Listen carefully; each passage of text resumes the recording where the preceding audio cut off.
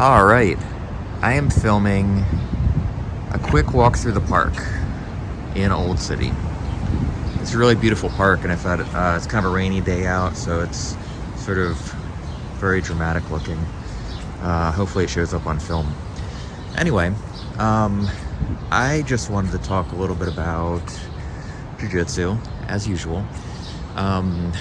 One of the things I was talking about earlier today in my drills and skills class was the type of problems that you try to solve when you have a project that you're doing in jiu-jitsu. So for example, if I'm doing, let's say I'm doing guillotine chokes, and I'm working on guillotine chokes, I'm trying to get better at them, and I'm doing some problem solving with the guillotine chokes.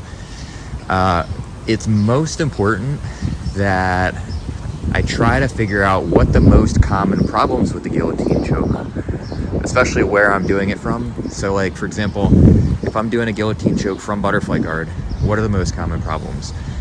Problem number one, my partner jumps over my guard to side control. Problem number two, my partner posts on the ground or on my hips and pulls their head out, or they frame on my neck and pull their head out. And then problem number three, they hand fight and peel my hands off the neck. So those are going to be the majority of the problems that I come across. And then there's a series of smaller problems, like maybe somebody has a smaller chin and they're able to tuck their chin in such a way that I can't even really get a strong grip on their neck. So that's like a physiology problem, like how somebody is built. Maybe they have a particularly unique defense where, you know, they shrug, they do like a half shoulder shrug or something, and they angle their body in a very unusual and specific way, and that makes it very difficult to finish it. And so, you know, those are more unique problems, things that are rare and that you probably will not come across that often. And those would be further down the food chain of problems to solve. And so what you're looking for when you're trying to work on the guillotine choke is you're trying to solve the major problems first, because those are going to be the most common problems that you come across, and they will keep you safer against most people.